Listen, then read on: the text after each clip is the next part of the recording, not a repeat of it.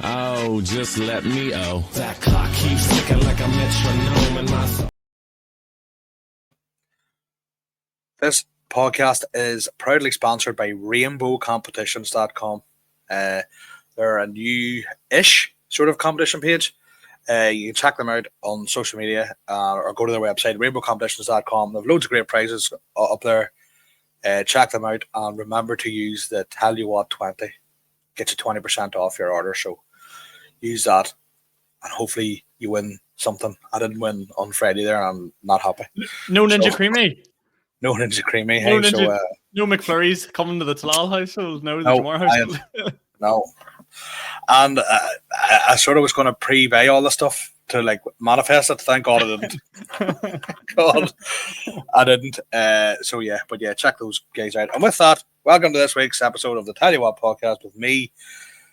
We've been hungover till Algerwar and very fresh-faced looking Sean McAlevey.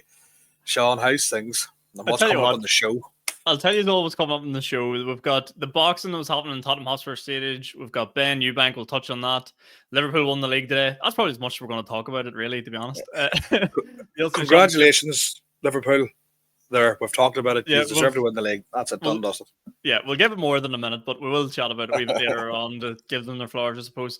And then, yeah, Ulster, big weekend, the Ulster Championship, and of course, everything that's coming up in me and Talal's mad owl mental life since living in this country. But let me start off with this, right? You'll remember back to last week, I was in Dreamland. Sporting was going great. McIlroy winning. Arsenal beat PSG. Everything's going well for McAlevey. This week, an absolute disaster. A disaster. Liverpool have won the league already. That's bad news. Even though we knew it was coming, down the road to the Ulster Championship, life comes at you pretty fast. Like, and I did say to other people, like, maybe I will go to Clonus because it's the only chance to get this year, probably, because they're definitely not going to beat Donegal. But oh my God, they had some serious chances this week. But before we get into any sports and stuff like that, we'll have a wee recap on our week. So, what were you up to this week? One of my oldest pals got married there on Friday, so it was down in Redcastle, Donegal, for their wedding. So congratulations, Connor and Neve. Great day's crack, unbelievable day's crack. The day two was sensational in this wee bar called McGowan's Bar. The bar is 180 years old. It's a wee tiny building. The pints were the best pints I've ever had. The best pints I've ever had, because literally the keg is right below the top.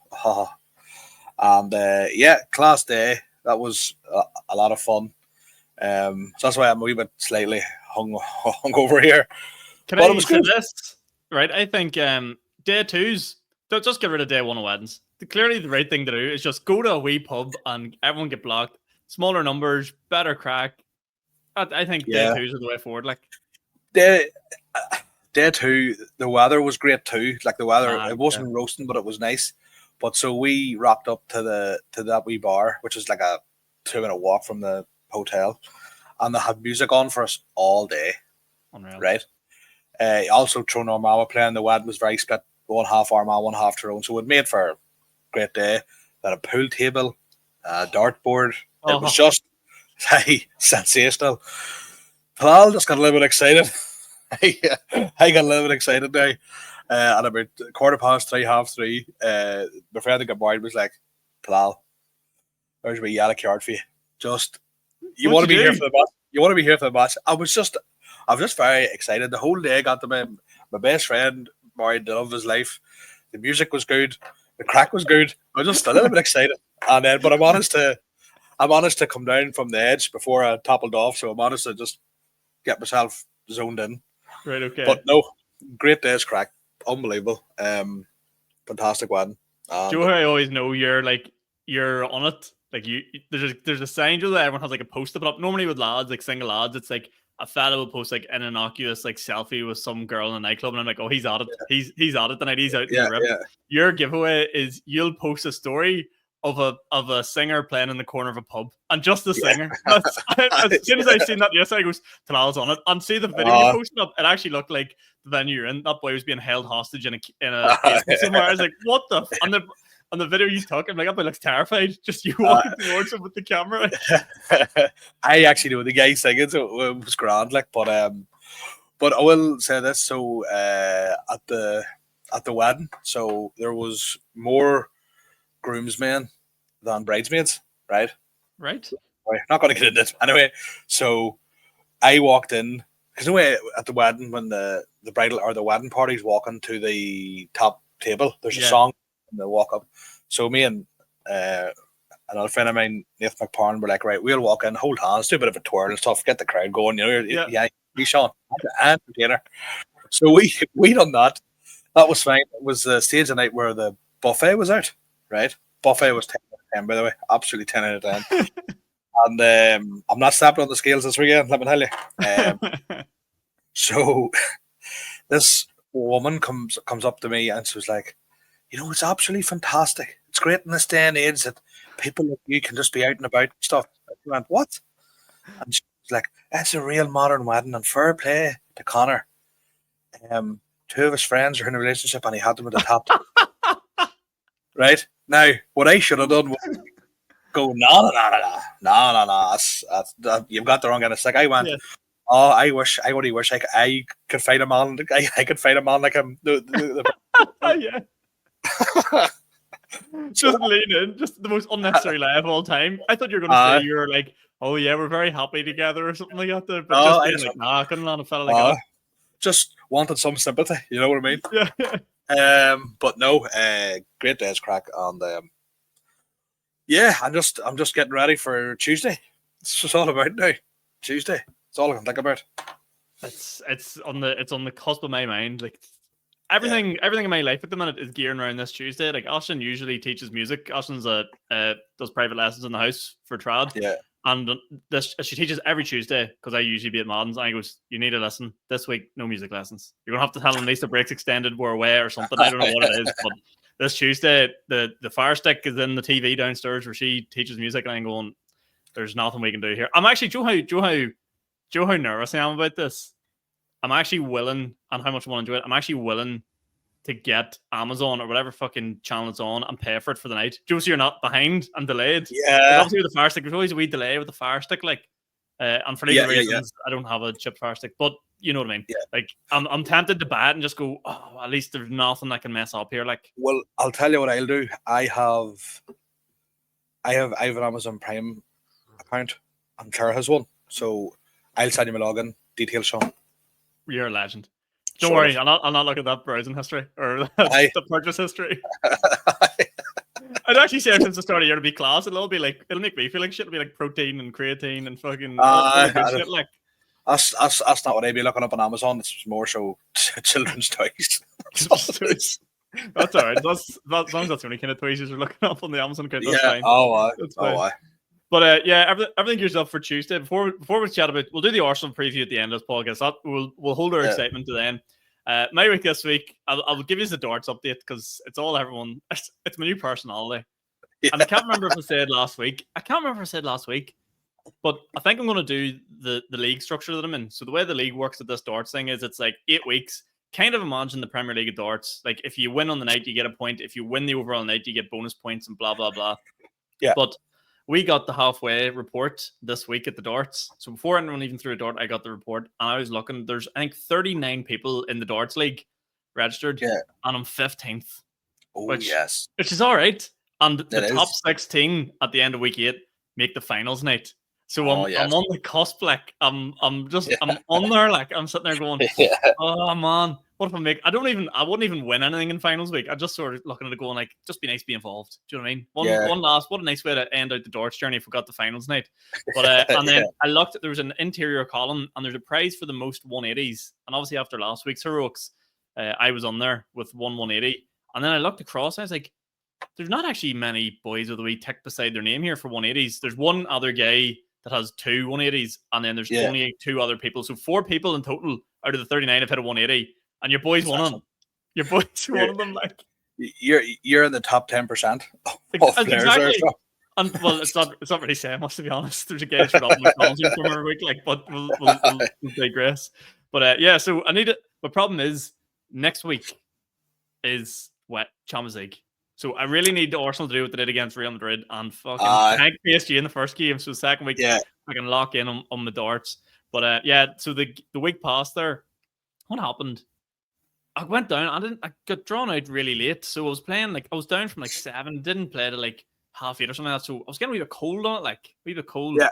And I wore the jersey again because I'm like, I can't let this get the better of me. Can't let the voodoo get the jersey. So I'm down again, full kitted, sort of lurking in the background. And there was a load of students that came in this week for their first ever time to try and join the league. And you can kind of join whatever stage. And there was one of them out of the 3 that was really good. And of course, I get drawn against him. This young pup, obviously optimism in his eyes, hope in his fucking soul. Down to play a bit of darts out of the house for the first time. And let me tell you something. Fucking wrecked him. Absolutely wrecked him. Yes. First round. Oh, my God. I said wrecked him. I beat him 2-1. We both held through. But do you remember you were saying about the jersey? So we were throwing, and his mates were all behind him going, "Go on!" I think his name was Michael or something. Go on, Michael. He's like, look at the boy. I could hear him whispering. He's like, "Look at the boy I'm playing. He's wearing his own darts jersey, man. I'm only going to get hammered here." And I just looked at him and was like, "Yeah, you are. Yeah." I said, "See, psychologically, you're beat." Exactly. They're looking at the back of the Smack Attack all week, all night, going, "When's this going to end?" But we played in the second round. I got beat, but whatever. Got a point on the board anyway, so helps my rankings and stuff like that for getting that qualifier night. But I'm going through a phase at the minute. I don't know what it is. So you have a honeymoon period, whether it be relationships. I've learned it's now a thing in sports as well. So I've somehow managed to get shitter this week at darts. And the more you practice, the worse you're getting at something. Yeah. Do you know the way you go through that in stand-up? Sometimes you're on a real roll, and then all of a sudden something just flicks, and you're going, I couldn't be funny if someone paid me to be here, which sometimes that happens. Yeah. But I don't know. I've got 4 weeks left of this league. I'm probably going to miss the week Arsenal's in the Champions League, but it's all to play for. We're on the cusp. I'll be giving more updates as we go along. Just loving the darts journey so far, loving the game. I am too, to be fair. I do look forward to the wee Wednesday night report. I do. I look forward to it. I do look forward to it. Joe really is, and he stopped doing, and I don't know why. It's maybe the brighter evenings. You know me, I like a walk. Sometimes I'll walk down or cycle down. Need to cap all that in the head. See, when you get down in the car, darts is a real lazy bastard sport. You don't want to really warm up or be sweaty or anything. You need to be I don't even know what it's like. You need to be laying down all day and then just get up like the Undertaker and go play. Summoned at exactly. 6. You're right, need to go do the business here. So but loving it. And then what else did I want to shout out? Oh yeah, on Friday there I had an unusual situation on Friday. I had 2 gigs in the one night. So when you get a wee taste of that, you're like, this is what it's like to be a Canadian. This is peak. So it is. So we was doing Belfast Comedy Club, which I organise, so kind of doesn't have count as a gig, but I was down doing it, and brilliant. Willie T was down, Pete Giffen, Alan Irwin, great night's crack, really, really enjoyed it. And then shooted over to Lisburn, a bar called Alexander's. And I'm not joking you, Talal, you couldn't have went from 2 bipolar opposite bars. Madden's, for anyone who doesn't know, is the equivalent of going into a Celtic supporters club. And this bar in Alexander's was the equivalent of walking into a Rangers supporters club. It was fucking both of them look like they do class pints. You're this is unreal. Yeah. Madden's does harp and fucking Alexander's does tenants. That's the opposites. And up into this wee room with Dave, Elliot was on, and Mickey. Mickey was MCing, and Mickey was on, and he was getting them going, fairly rightly, but they seemed a wee bit reserved.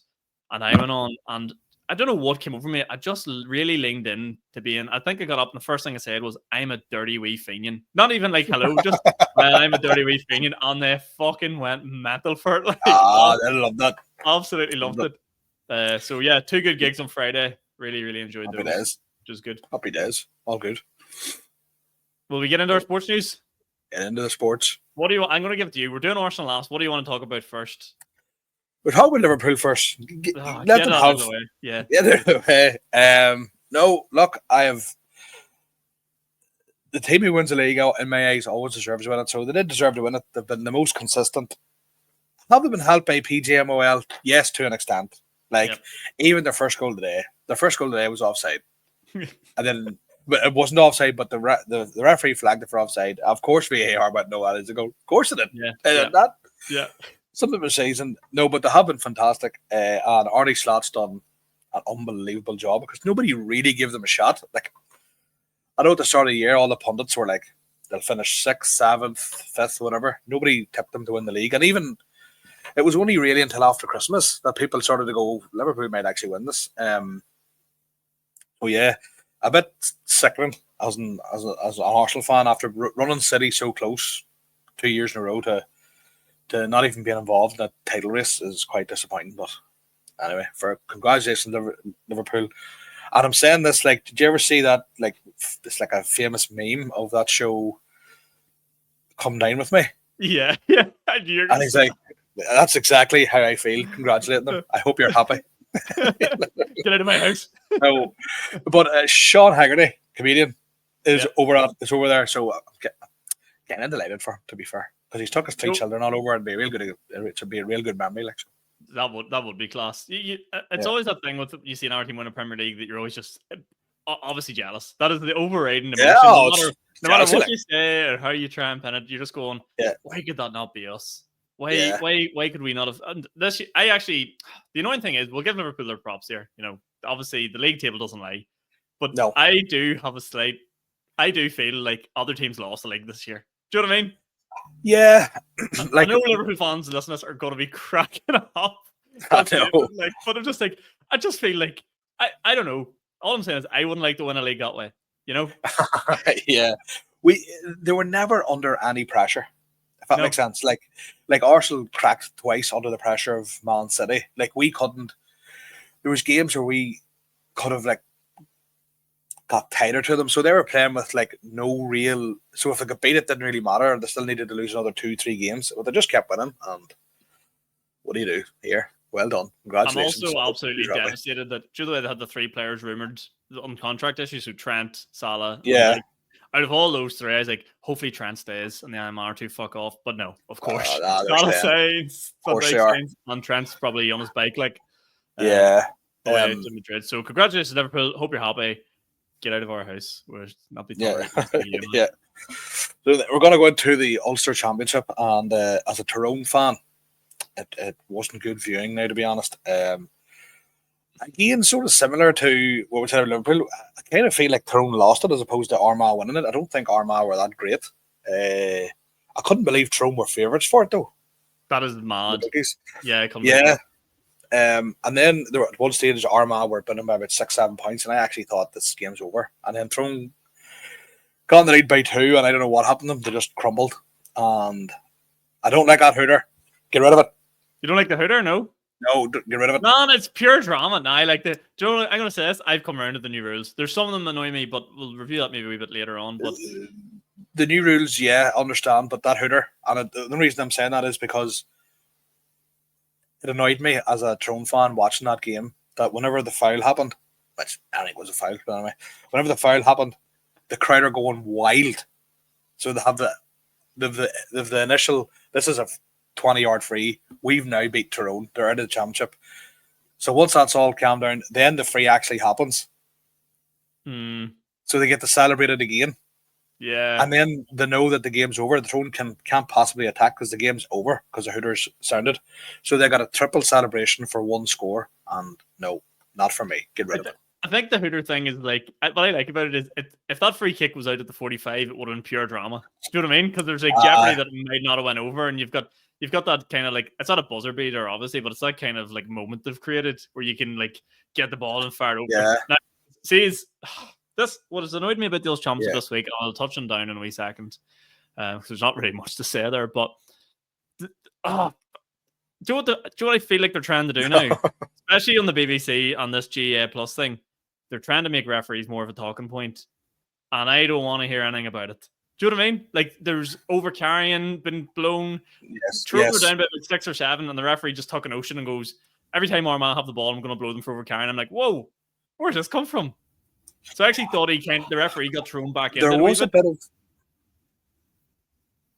Yeah, the ref did. I'm not going to lie, he gave Tyrone some very soft frees and sort of got the ball back in Tyrone hands quite easily at times. But I'll say this, I was happy with the refereeing performance. I thought it was excellent. Overall, you're like, he was great until the last fucking second of the game, and you're going, what a call. Yeah. Although I'll say this, Armagh keeper, very lucky. That was absolute madness. Where the ball came across, he let it go, and he if he'd went with his feet, it was stonewall. Like could have been a red card, but because he went with his hands, it looked a wee bit more like, oh, how brave! You're like, man, you can't do that. Like, you gotta throw yourself on the ball. Here's what astounded me. There was a guy came on for Tyrone. I think he was number 26. Was unbelievable. He scored like 4. Why did he not start? I wonder if it was Connor Turbot, maybe. No, for Tyrone. Tyrone. Oh, the wee young fella, the under-20s. He's from the under-20s. That boy. He played championship like 3 days ago. Oh, to be young. I know. He's 20. Mad. Yeah. He should be fit to play. Get him on. Look at fucking Miles Lewis Skelly. You know what I mean? Get him in there. Oh, I love Miles Lewis Skelly. Anyway, but no, the disappointing day as a Tyrone fan. But here we've been through the back door many times. Exactly. I thought the game was there for Tyrone. It gave me very similar feel to Armagh beat Down at the Ulster Championship started last season, and there was Tyrone didn't really have this moment, but there was a moment in the game last year where the Down captain called a mark on the edge of like the original D, and instead of like it was all scored at this point, instead of Joe lining it up on top of the bar, he turned around and immediately tried to pass it backwards. But there was nothing on. And Joe, when you see someone do something like that, you're like, don't shoot now. You clearly you've bottled it. And then he tried to shoot and put it wide. So I don't know. Tyrone definitely ruined their chance. But I think Armagh Donegal will be a good game because obviously Donegal beat Down today. Donegal didn't get out of second gear, but fuck me, Down had their chances. Down could have had 3 goals on one stage. Missed Down just lack a bit of, I don't know, pure like what's the right word? Just quality. Like veteran quality. They're young enough team, but like just one boy on the edge that's scoring 2-pointers for fun. Like, see if you can't score 2-pointers, you're gonna be up against it. Like you're gonna be the way. But so hopefully we get down in the back door, Sean, and we'll go to that game. Oh my god, imagine. Be some crack. I hope Down get it wrong because Down are actually in the All Ireland series this year. Because they obviously won the Ulster Cup last year. So all you need to do in that is kind of win one game, I think, in that league format, and you're basically through. So for the love of Christ, please just win one game, which is a big ask, to be honest. Like, but who knows? Hopefully we get a win. But predictions for next, I actually think I wasn't overly impressed with Donegal today, but I didn't see much of them. But you kind of have to put Jim McGuinness as Jim McGuinness is like, I don't even know what he's like. He's just like a mastermind. He's like, he's got that Jose Mourinho sort of vibe. Yes, he has, but I still think Armagh's going to be too strong for him. I think Armagh are a very, very good team. Armagh have pure quality, like. It's not even. They're a machine. If that makes sense, as in like everything just works, and anybody who comes on does a good job as a boy coming off. Like they're and they have that ruthlessness about them. Like I think, as you say, the ref kind of have thrown back into it. If the ref hadn't been so easy on Tyrone, I think Armagh would have been thrown out the absolute gate.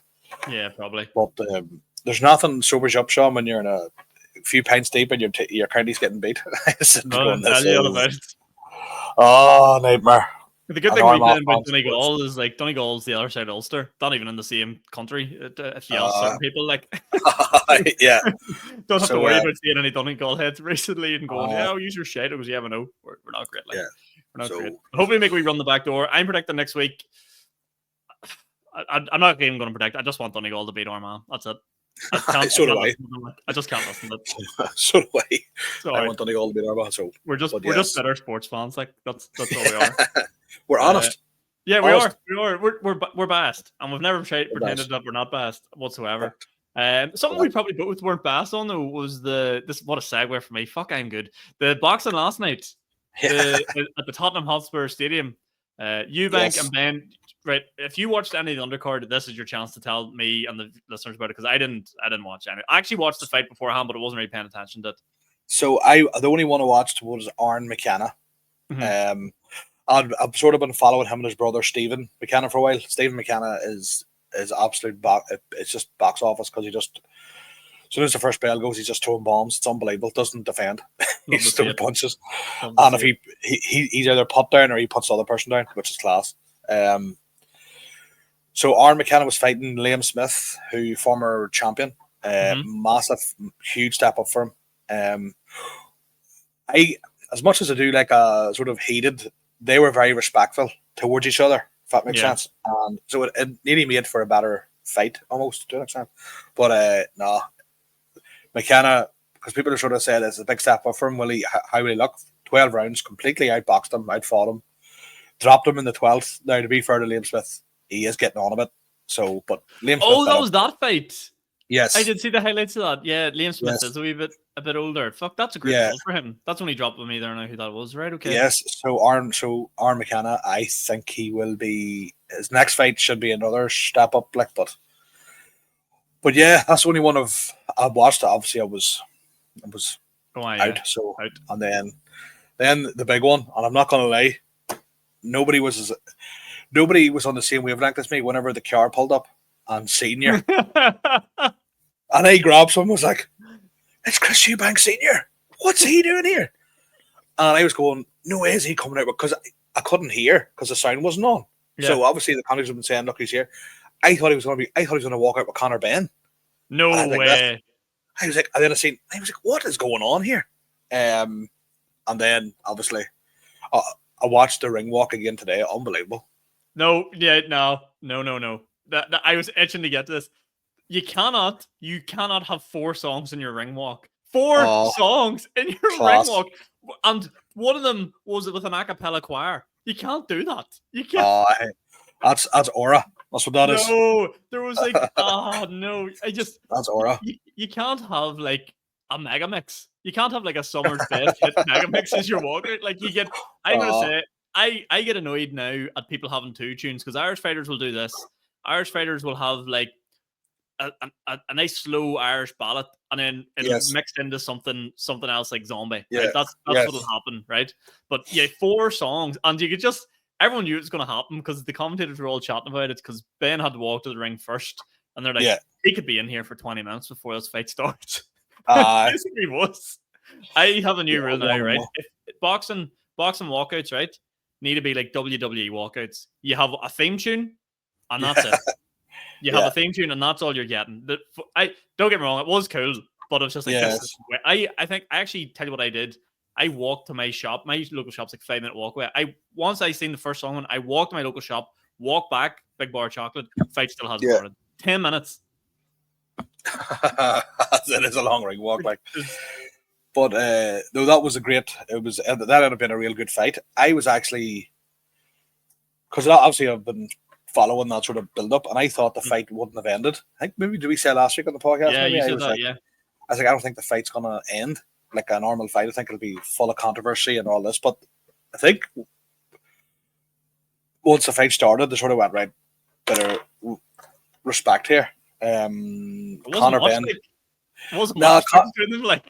Conor Benn did wobble him in the 3rd or 4th round. I can't remember which round it was, but it was the 3rd one maybe. I think he definitely hurt him. Did you see Chris Eubank Jr. the day before or for his like weight cut? The weight cut was insane. That I don't understand, because obviously I was sort of going, I kind of feel like Chris Eubank Jr. now, very dehydrated, but but like he looked like he was gonna die. Like this cannot be healthy.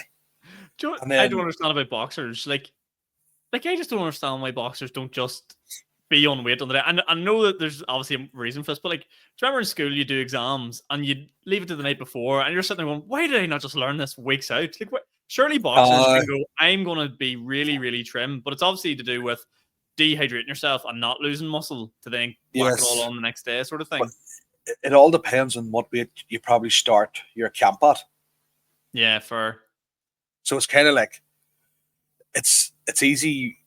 Say there's nothing to them boys, if that makes sense. Like they're all pure muscle, those guys. Yeah. So it's like if they have to lose, say, 6 or 8 kilos within 12 weeks, probably really hard for them. That's mad to do, like. Yeah, because they're so fit and they're training so much, and they're probably it's insane. But it was a great fight. The right man won the fight. I would absolutely love to see it again. Like, would love to see them fight. I think this fight, like anytime you watch boxing fights, I think 99 times out of 100 you come away going, never lives up to the hype. That lived up to every bit of hype. Like the fact that it was in like, the whole storyline of the Daz, all the drama beforehand, Chris Senior showing up on the day of the fight, the ring, like just everything about it. You're just going, this is great. And then the actual fight was class. Like like Conor Benn, I thought took a couple of, I don't know if he took a couple, but he looked really lively in the first couple of rounds. I'm going, he might actually, hurt him here. And then as the fight went on, I'm like, I don't think Conor Benn can stop him. He just He's not See, big enough. That's a thing too, because I thought Eubank Junior would have hurt him more because he's such a bigger man. Obviously, the weight cut took it out of him because Eubank Junior doesn't really stand and bang. Yeah, but he had no choice. Plus, Conor Benn, he just put so much pressure on you. You have also to. a smaller ring as well, which made a massive difference. I think. Yeah, like, boys, like Eddie Hearn's no slouch. Like he's not going to have anything in there that's going to tilt the favors out of his fighter. Like the only thing he'd probably give him was the ring walk. That was probably one of the biggest things. He goes, you can go second, but everything else is on our terms. Like, see, I didn't realize there was a rehydration clause, but it's like what happens is whatever the set weight is. So if you weigh in at like 168 pounds, you're only allowed to put on another 10 pound, which would be very easy to do once if you've obviously been starving yourself and dehydrated. Once you start drinking water and all again, it would be so easy for them guys to put on a stone. Yeah. So he has to. I would love a documentary on weight cuts. I remember, I can't remember what podcast is, but Paddy Barnes on it, and he was talking about weight cuts, and that's actually affected him now. Yeah, it stunted his growth. He said he claims. Yeah, that's mad. But even I think he's got other health. I mean, maybe I'm picking him up wrong, but he's other health issues because of all their weight cuts. It's a big thing in junior boxing, Joe, like fellas who go through like the teenage years and stuff like that there, and they're like, oh, but he fights at that weight class. Like, yeah, but he's turning into a man. Like, you gotta him, like. But why don't they do? Why in boxing? You can answer this because maybe I'm not a massive boxing fan. You know, I just sort of casually follow the main stuff. Why don't they? I always thought, why don't they just weigh fighters on the day of the fight? Like on the way to the cage, you go step on that scale there, and then that's it sorted. I actually don't know.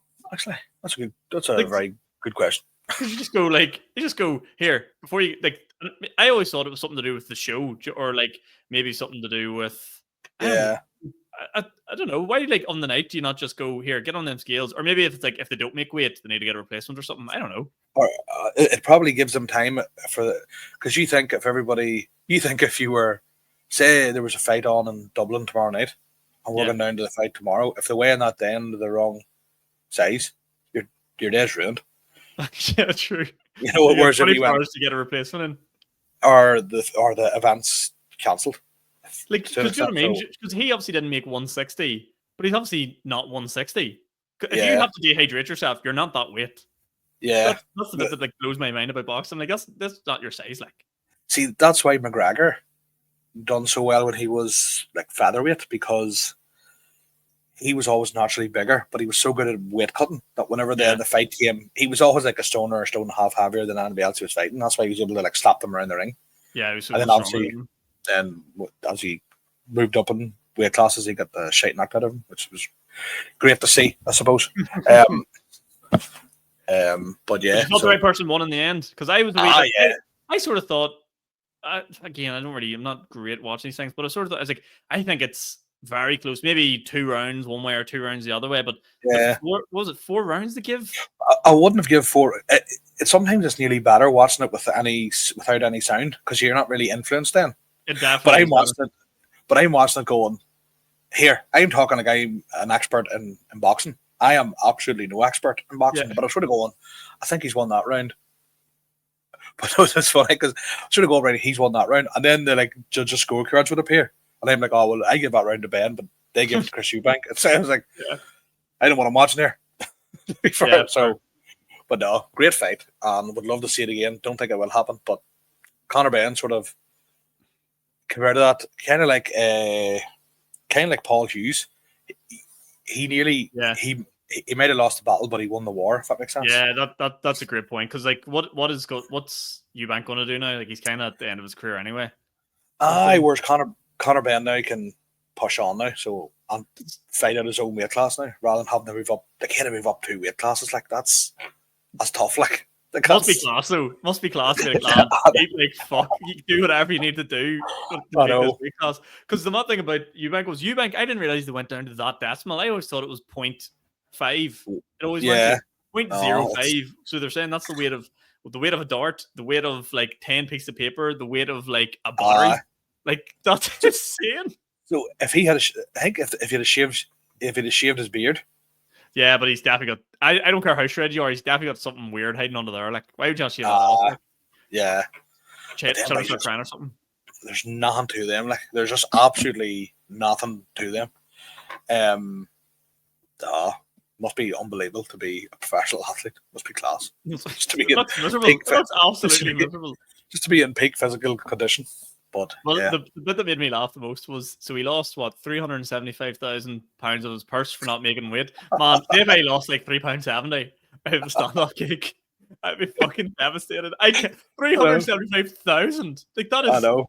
over 0.05 of a pound. That is that's the worst. That's the worst at all time. Like that's the worst result in world history. Like that's so tough to take. Like you should have gone. But did you see? Because you see them sweatsuits and all. I'm going. That is fucking insane. nah. But 325,000. Like that's a bitter pill to swallow. Like I'd be. Man, I would have chopped off a toe for 375,000. Something like I'd have done something. I'd have no. But because I don't think they're allowed to like. I like he'd have been trying to take stuff to pee to empty his like bladder and all. Man, I would have been like, take a kidney, take anything. Yeah, I'd have knocked my teeth out or something. Yeah, don't need them. What if he realized afterward he had like, do you know, like something in his pocket? Or I'd fucking cry. Like, he actually like had his phone in his pocket or something. Oh, you'd go mental. But I wonder is he thinking, shouldn't have that extra strawberry or shouldn't have that extra wee sneaky fudge bar that I had 3 weeks ago? All that be bad in your mind, like his missus was at the chippy and he had like a chip the night before. One chip won't hurt you. Oh, second. But I'm sure he made enough money. It'd be happy enough. Like it'd be all right. He'll be. Right. Sure, he's doing all right for himself. He is. He is. Yes. Will we talk about it? Are we ready? Oh yes, I'm ready. Let's go. Right, Tuesday night, Arsenal versus PSG. I don't even care to talk about Inter Milan and Barcelona on the outside of the draw yet. Yeah. At the Emirates, under the lights. What are you expecting? Can we win? Here's. I'll start off like this. There were horrendous against Crystal Palace, so hopefully they've got all the mistakes out of them, right? Saliba, you're due a banger of a game here because your last 2 games you've made a mistake. What I will say is this, right? Before Arsenal played Real Madrid, everybody was talking about how great this Real Madrid team was, how unbelievable they were, how Arsenal were going to get beat out the gate. X, Y, and Z. Arsenal beat them, and it's not the same Madrid team as they were a couple of years ago. It's played down. That stuff like that really annoys me. They're overhyping this PSG team, who are good. You're not in the Champions League semi-finals for nothing. You're obviously a decent team. We beat them quite comfortable in the group stages. Now they've obviously improved from then, but I haven't seen anything from PSG that makes me think, they're gonna tank Arsenal. The only thing I fear with Arsenal, and being deadly serious, is a team sits in a low block. I go, if they sit in a low block, we won't beat them. And we have no chance against them because we'll get picked off in counter attack. But because PSG play forward, push the fullbacks up the pitch, I think we can do them at home. The only thing that's Thomas Partey is very vital to how we play. That's as in Declan Rice as the number 8, who has just been on a unbelievable, run of form recently. So it's like, are we going to play Declan Rice in the 6? And then move Mikel Merino into that 8, who's the assist king, by the way. Just creating chances left, right, and centre. So, and do we play Leandro Trossard? That's the only thing. If Partey is playing, I'd be quite comfortable that we'd beat PSG. I think I'm kind of glad the first leg's at home. Me too. To an extent. I always used to prefer the away leg first, but that was whenever the away goals counted. I don't think it matters as much anymore, the away goal thing. It doesn't matter anyway because it doesn't count. Away goals don't count. So, but it used to. Like away goal used to count for 2. So if it was 3-3, but you'd scored away goals, you meant you were through. But personally, I think I do think Arsenal will beat them. It's so hard to know. Like I'm not gonna lie. Like aside from anything, see if Arsenal don't go through, I can't take it. Like I'm not gonna lie, I'm already there. I'm already in the final. Like, and we've been here before. Like Arsenal always was it you saying it to me the other day? It's like Arsenal always seem to let you down when you have the most amount of hope. They Yes. always do. Just as soon as you think, right, the league was over, it was a write-off, but like, we could push on this Champions League. We're looking great. And like, give me a team that's looked better in Europe this year that's still in this competition. Yeah, exactly. Like, You could we say have been maybe so good. you maybe say Inter Milan, whatever. But the thing that the thing about it is, it's just like your first leg. Just make sure there's a point of playing the second leg, if that makes sense. So like, Arsenal beat Madrid 3-0. A lot of people were saying it's over. A lot of people said no, it's Real Madrid. They can do what they want. PSG don't have that sort of background in the. Like, they've never won it. Yeah. Yeah. So, to me, if Arsenal beat them 2-0, 3-0, it's over. We're in the final. Come on. A 3-0, I would absolutely go mad. No, Like, but even if we, as long as we're going there with a lead, so even if we win 1-0 or 2-1 or whatever, as long as we win the first leg, I always think we'll score a goal. We're quite good at shutting teams out in the Champions League. We're not that great in the Premier League at the minute, but the Champions League, like, we went up against Vinicius Junior, Mbappe, and Rodrigo, who are unbelievable players. Now, not PSG are no mugs, but Madrid on paper are a better team than PSG. Now, I know PSG put out Liverpool, right? So people are saying, "Oh, PSG put out Liverpool." That's okay; it happens. But I'm more confident against PSG than I was against Real Madrid. See, I was more confident against Madrid because I just didn't think defensively they had much to offer. I think his PSG team is a bit more savvy at the back, but not greatly. But I'll go back to the Madrid game a second here. See, we're saying how everyone's saying how great Arsenal was, or maybe they're not saying how great Arsenal was, but Arsenal, for the result that was on it, if Declan Rice didn't score them 2 free kicks, which that's not a high probability they're going to go in. That is a very different tie out there in the Bernabeu. Like, I know, but I think see if you actually watch those games, we had a lot of chances. Like, no, we did, yeah. They had one chance with Mbappe, which if he had scored first, I think it's a different tie altogether. But but even in the second leg, right? I know it was still 3-0, right? But they never looked like scoring. Yeah. If you know what I mean. Like, yeah. I think we'd have battered them if Saka had scored that first half penalty. I think we'd have beat them 4-5-0. Yeah, true.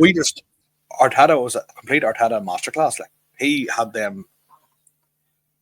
Madrid sussed out. Why I think we'll do well against PSG is because Saka and Martinelli aren't afraid of doing the dirty stuff. Yeah, so they will go back. Yeah, they'll track Mendes and Hakimi. Now, 2 very good players, fantastic players. We also have Timber, who's been unbelievable with Lewis Skelly playing. They're not slow dozers. Like, they're not. Yeah. So I'm just like, it's very rare for me to be very optimistic about Arsenal, but I'm going on what I've seen so far. I think, like, Liverpool against PSG, Liverpool probably should have beat them. Yeah, probably. No, well, no, that first game, Liverpool should have been beat 3-0 against PSG. Like, that was, I see when that game went through, I was like, oh, Liverpool's going to win fucking everything now the rest of the season. Yeah. This is a disgrace. Also, the way they crumbled against Villa. But see, we'll not do that, though. Arsenal will not throw the kitchen sink at you. Arsenal, for whatever reason, will continue to top. If we're down 4-0, we'll continue to play our stupid football. Yeah. But that's what I'm saying. So they can be got at. Like, it's not like they're this unbelievable team. They don't give you many chances. They do give you chances. So to me, it's like, and we've already beat them. So, man, stop doing this to me. You've got me going like, it's a done thing, man. It's not done. Like, again, if PSG beat Arsenal over the 2 legs, I wouldn't be shocked, if that makes sense. Like, they're very, it's a very open. Any team in the Champions League can win it. There's nobody I would say. If somebody said to me Barcelona's going to Champions League, I'm not going to tell them they're wrong. Same way if somebody said Inter Milan or PSG, like, anybody can win it. I think all the teams are very good, but Arsenal I'm not saying they're going to win the Champions League, but I just think I think out of the teams left, PSG who I'd have picked to play. Yeah, you're probably right. Yeah, and the only thing you're right. The only thing that's freaking me out is Thomas Partey's out for the game. So Mikel Merino, what's going to happen is Mikel Merino will play in that centre mid, and Trossard will play up top with obviously Martinelli and Saka either side of him. So that's freaking me out. So it could be an Arsenal dark art crosses, because if you think of the game in Arsenal played against PSG, and I don't keep saying they're a different team. I know they are, but like it's just mostly the same players, bar one or two. And the only other thing that freaks me out is Donnarumma can be an absolute madman in that goal. Like he can be unreal. Yeah. He can be class. Like so, as long as there's none, because that always seems to happen. Keepers always seem to go prime fucking prime January. Against Arsenal for some reason. Like so, fingers crossed that doesn't happen.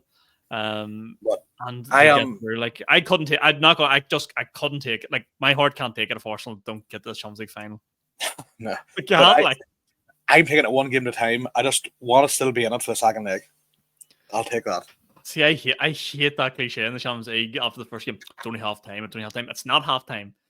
We've won 3-0. Like, come on, we're exactly over the line. Like, so, but that's what I'm saying. Like, even if we draw 1-1 or something like that, I'd still be going to Paris Saint-Germain going, yeah, we can do it. I wouldn't take a draw. I really wouldn't. No, I wouldn't. But it wouldn't be it's not the end of the world. That makes sense. But you've got hope for next week. What you're saying? You're not going to be happy, but you've got hope. You got to be taking a win. Like you have to take the win. So, but I'm predicting a 2-0 Arsenal. Yep. I'm going to predict. What am I going to predict? Arsenal did get like. There was one or two times Saliba had like massive one-on-one tackles and stuff like that in that Madrid game, and if the ball went through, like the year before against Bayern Munich, Kevin Ward got spun, and it just didn't happen against Madrid like that. But I'm gonna go. It's so hard to predict. I'm gonna go. Yeah, why not? 3-0 again. Let's go 3-0. Yes, Sean, yes. And I think Marino's going to be on the score sheet, and I think hopefully corners and set pieces go madness. But I think Saka scores. I actually think here's my action prediction: 3-0 and Martinelli. I think it's Martinelli's time to go mad. I will say this: Odegaard, you need to step up. Look, Odegaard isn't going to do shit. He's been terrible all season. I just need him to work hard, run, and wave to the fans to get us going when we need to. Everyone else needs to be quality. Odegaard's getting past this season. No, but that's if you want to save yourself this season, do 3 games. Yeah, 3 games. Yeah, I don't care what worry about the league. Yeah, just sort yourself out for Tuesday night. So, but yes, so we'll see how happy or unhappy we are. I know I'm can't take here. I know, and I'm hungover, Sean. I didn't need this. I need this levels of anxiety here. But I think that will wrap us up. That'll wrap us up. Yeah, that's good sports coverage this week. I am praying for next week we come back on this podcast with some positive vibes, and we've got this episode out on time this week, so you're all very welcome that we're back on our usual schedule here. But I have to think of any gigs to plug. Tuesday nights, Madden's, you all know about it now. Belfast Comedy Club's on. That's the only thing for me. Anything to plug? Yeah, so with Hill O'Neill this Saturday night, it's going to be next Saturday night's going to be a lot of fun. I am going to be doing something that I shouldn't be doing, but I'm going to have to do it anyway. I'm going to be doing a set of never done before material, so it could be horrendous. I just feel as if I can't do any sort of material I haven't done before, or material I've done before again, because I'd imagine anybody had seen me. So I'll be giving you a shout during the week, Sean. See what you think. I can't even make it down to Mons on Tuesday to try something like that. So So. But here, it is what it is. So come watch me. Worth paying the ticket fee in to see it, and I'll try new material, lads.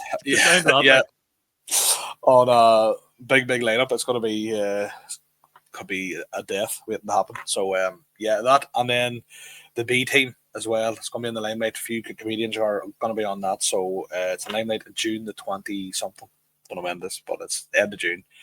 Tickets are on Ticketmaster or Shane, one of those ones. But just I guess they're on the internet. On the internet somewhere. Check it out. Some great acts. Leon McCurry, Kieran Franco. That's all you need to know. Adam Byrne, Soupy Campbell. There's a lot of people. If I missed anybody on that lineup, I'm sorry. But that's all from me. We'll leave it there, lads. Do all the usual stuff. Leave us a wee like, give us a wee share. That all helps us out. And we'll see us all next week. 3-0. Up the Arsenal. Come on. Let's go. Oh, just let me That clock keeps ticking like a metronome in my